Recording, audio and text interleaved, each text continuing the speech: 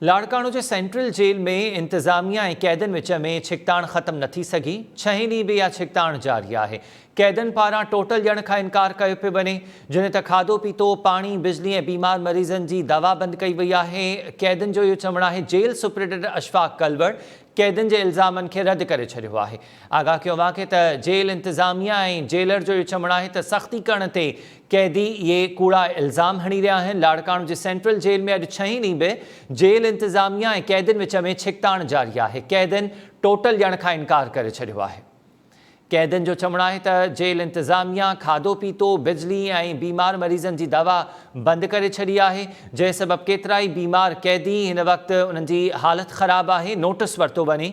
ॿिए पासे jail superintendent Ashfaq कलवड़ कैदन जे अहिड़नि इल्ज़ामनि खे रद्द करे छॾियो आहे। संदसि इहो चवणु आहे त कैदन ते सख़्ती करण तां इहे कूड़ा इल्ज़ाम हया पिया वञनि।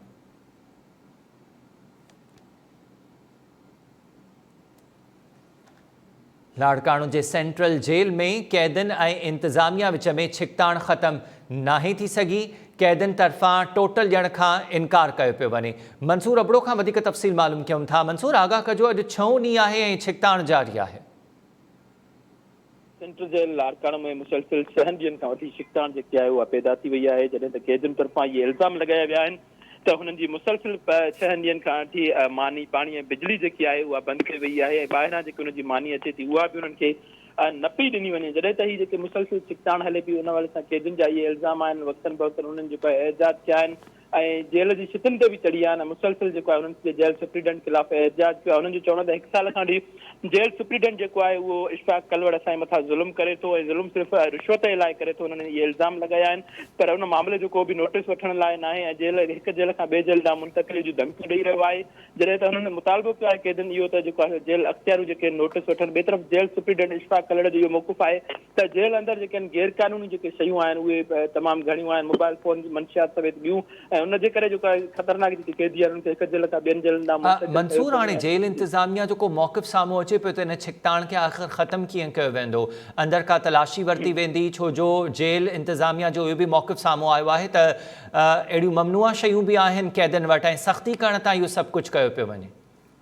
हमीरा बिल्कुल मुसलसिल सेंट्रल जेल लाड़काणो में तक़रीबन 1 साल खां वठी छिकताण जेकी आहे वक़्तन फ़वक़्तन शुरू थिए थी, छाकाणि जो उते पहिरियां बि इंकिशाफ़ थियो आहे त उते कॾहिं बूट में जेको आहे चर्च खयो पियो वञे, कॾहिं खीर जे दॿे में जेको आहे हीरोइन थी मिले। इहे शयूं जेके आहिनि पहिरियां बि मिली चुकियूं आहिनि। उहे आहे वॾी ॻाल्हि हुन में इहा आहे त इहे शयूं जेके आहिनि गेट खां पास थी करे तलाशी थी करे अंदरि वञूं थी, पर पुलिस जो इन में अहलकार जेके आहिनि मुलविस निकिता आहे उन्हनि ख़िलाफ़ केस बि दाख़िल थिया आहे। हींअर जेकी इहा मुसलसिल जेकी छिकताण हले पई उन ते जेल सुप्रीडेंट इहो जेको आहे इंकिशाफ़ करे पियो, पर उनजो जेको उपटर जेको ॾिठो वञे त जेके मुलविस अहलकार आहिनि उन्हनि ख़िलाफ़ हिन वक़्तु का कार्रवाई न आहे थी सघी ऐं जेल अंदरि जेके आहिनि तक़रीबन 900 जे लॻभॻि जेके कैदी आहिनि उन्हनि जी तलाशी वठणु जेल इंतज़ामिया लाइ तमामु घणो ॾुखियो मरहलो आहे, छाकाणि जेल अंदरि कैदी जेके आहिनि उहे मुतहरिक आहिनि ऐं उन्हनि जी पाण में सरापा एहतिजाज बणियल आहिनि ऐं हू कंहिंखे बि अंदरि अचणु पुलिस अधिकारियुनि खे न पिया ॾियनि, जंहिंजे करे जेल अंदरि जेकी छिकताण आहे उहा तमामु घणी वधी वई आहे। विच में चङा मुड़िस 86 पार्टियुनि जे अॻुवान मुदाख़लत कई, पर उन बावजूदि को बि हिन वक़्तु ताईं ठीक है। हर बार बासर ऐं सियासी पार्टी जा अॻुवान जेके आहिनि उहे मदाख़लत कनि था ऐं कुझु ॾींहंनि जे लाइ इहा माठाण थिए थी, पर हिकु दफ़ो ॿीहर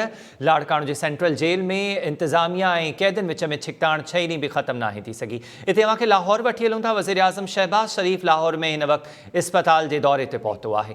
इंडस इस्पताल लाहौर में 600 बिस्तरनि जी इहा इस्पताल हूंदी, जंहिंजो इफ़्तिताह कयो वियो आहे वज़ीर आज़म तरफ़ां ऐं वज़ीर आज़म शहबाज